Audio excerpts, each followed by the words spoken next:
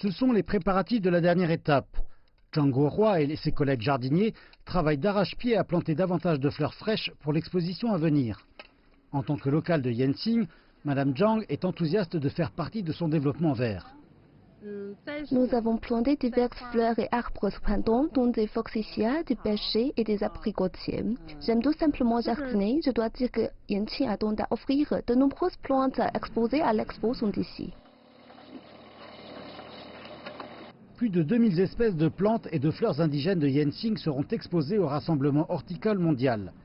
Et le site de l'exposition est inclus dans une zone protégée de préservation de l'environnement, traversée par la rivière locale Gui. Les autorités disent que plus d'1 million de mètres carrés de nouveaux espaces verts ont été ajoutés au site de l'exposition l'année dernière. Nous avons démoli de nombreuses constructions illégales ou anciennes afin de créer davantage d'espaces verts ici tels que des pelouses. Et nous espérons que cela permettra à Yanqing d'obtenir davantage d'opportunités d'entreprise et d'investissement dans le futur.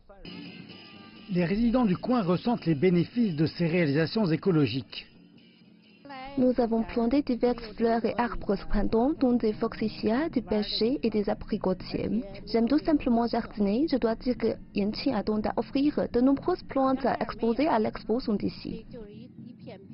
La durabilité est un problème auquel de nombreux sites sont souvent confrontés après avoir accueilli de grands événements. Mais les autorités d'ici disent que les jardins de l'expo ont été incorporés à l'environnement dès le tout début. Nous avons toujours été impliqués dans un schéma de croissance écologique, donc cette expo ne présente aucun conflit avec nos stratégies de développement. Nous avons aussi mis en place une équipe spécialement dédiée à l'usage rationnel des ressources du lieu pour la période qui suivra l'expo.